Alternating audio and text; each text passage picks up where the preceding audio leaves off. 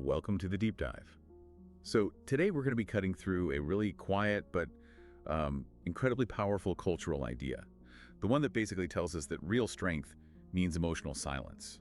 Yet resilience is all about having dry eyes and, this perfectly unbroken composure. Yeah, and that image is so deeply baked into our collective mind, isn't it? Whether it's the hero with the stiff upper lip or the CEO who's always in control, we think invincibility means never cracking. Right. But that stillness, it isn't empty. It's actually really crowded. It's a battlefield where you're constantly fighting what your body naturally wants to do and feel. And that forced silence is exactly what we need to get into today. Our mission here is really to understand the mechanics of that suppression. Why do we believe vulnerability is a weakness? Yeah. And why is that belief not just, wrong, but actively damaging? It's not like a sudden explosion, though. It's more like rust on steel. Slow, insidious. And to unpack that, we're going to use a really powerful framework from Gestalt psychology. It focuses on the whole picture, on how we actively organize what we perceive. It's the perfect lens to see what happens when we try to force parts of ourselves out of the frame. Okay, so let's jump right into that perceptual mechanism. Why do we feel that gut instinct to just swallow down huge feelings like grief or fear? It's not totally natural, is it? We learn it. Oh, absolutely. It's learned from what we call the cultural field, the shared rules of our society or workplaces, even our families. This field tells you that certain feelings are, messy or unprofessional or weak. They're inappropriate. Exactly. And the rule is simple. Those feelings have to stay in the background, out of sight. So in Gestalt terms, what's actually happening when we tell ourselves, nope, do not feel this right now? Well, first, perception isn't like a camera just recording what's there. It's an active, dynamic process. At any given moment, your mind is pulling what it thinks is important into the foreground. We call that the figure. Everything else just sort of fades into the ground. Like reading a book. The words are the figure, and the hum of the fridge is the ground. Precisely. And a powerful emotion, well, it's a wave that biologically wants to become the figure. It demands attention. It wants to be expressed and resolved. But when we apply that learned rule, grief is weak, push it down, we are actively shoving that rising wave back into the ground. Wow. That sounds absolutely exhausting. It's a huge energy drain because that's the fracture. The natural biological impulse to complete the feeling crashes right into the learned rule of suppression.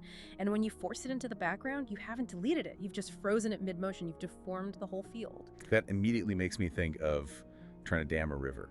You don't make the water disappear, it just gathers and builds up, and all that pressure has to go somewhere. It starts to seep through the cracks. That's the perfect analogy. And tears, or really any kind of authentic emotional expression, they aren't weakness, they're completion. They are the natural cycle of arousal, expression, and then, crucially, resolution.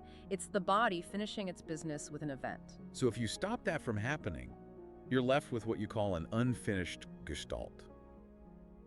What does that psychological leftover feel like for someone, day to day? Oh, it's awful. Unfinished gestalts, they linger like these ghosts in your periphery. It's this buzzing background anxiety you can't quite name.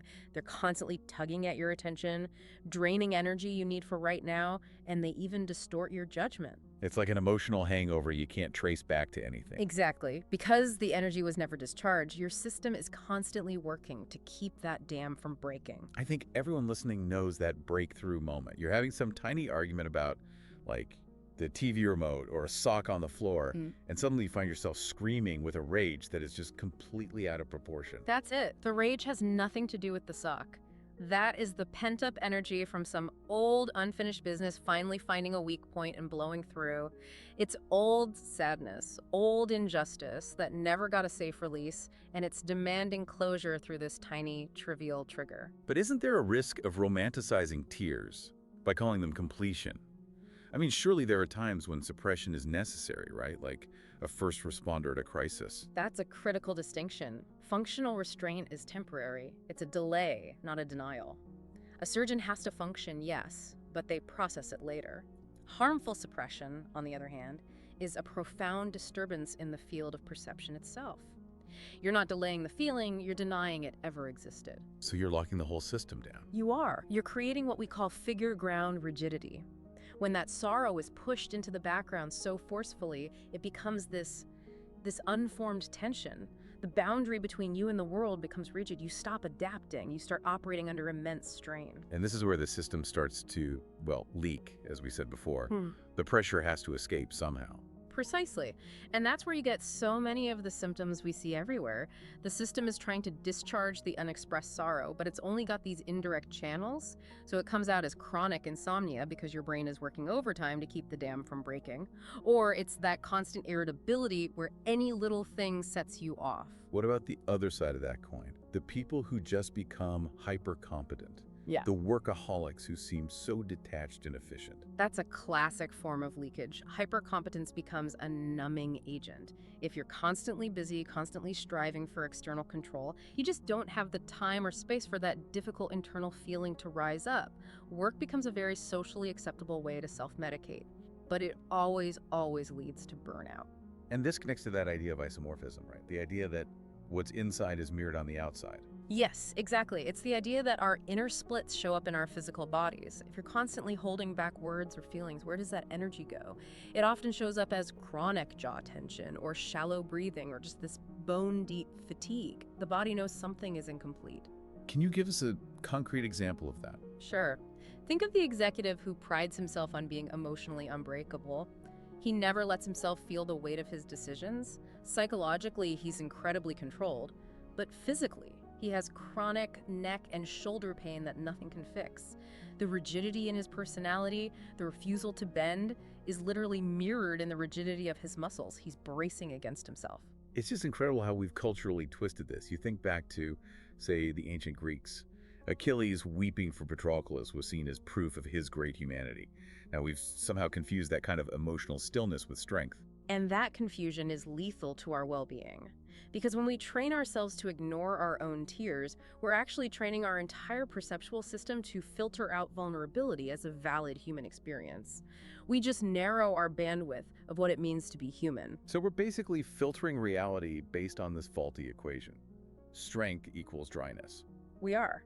There's a famous experiment where people are shown a playing card that's a red 6 of spades, but because their brain schema says spades are black, many people will literally perceive the card as black or just get incredibly confused. The perception overrides reality. And we do the exact same thing. We see a strong person tear up and our brain immediately labels it breakdown or weakness because it doesn't fit the schema. Exactly. But what if we recalibrated that schema? What if we saw tears not as cracks in the armor, but as the rivets holding the pieces together through an honest encounter with reality? True strength isn't the refusal to be moved. That makes you brittle. It's the willingness to be moved. That reframing points to a completely different way of being. I mean, life itself thrives on flow, on adaptation, on letting one form dissolve so a new, truer one can emerge. And this is where the cure lies, and it's deceptively simple. Awareness itself is curative. You don't have to force yourself to cry. You just have to notice the resistance. The simple act of noticing, oh, I'm holding back tears right now and my jaw is clenched, that transforms the whole field. Just noticing it gives it permission to exist. It does. It allows that buried emotion to finally rise and complete its natural arc, often very quietly. That moment of self-acknowledgement, that is insight. It's a fundamental reorganization of your inner world, from rigidity back to flow. So if we pull this all together, the deepest truth about tears really has nothing to do with sadness or defeat. It has to do with presence. Crying is just evidence of being alive. It's the body saying, I am here. I am affected. This matters. It's the condition for authentic contact with the world and with other people. Vulnerability isn't the opposite of strength. It's the raw material of strength. Without it, we're all just negotiating relationships between masks. We live in exile from our own lives. So real strength isn't about being a perfect, polished statue. It's about being more like an old tree that bends in the storm, loses a branch here and there, but survives because its roots are flexible. It preserves its wholeness. And that leaves us with one final thought to reflect on. What if the strongest people you've ever known weren't the ones who never cried, but the ones who cried, who felt the full weight of it all, and then kept going? It's a challenge to let that buried ground rise up and finally demand wholeness.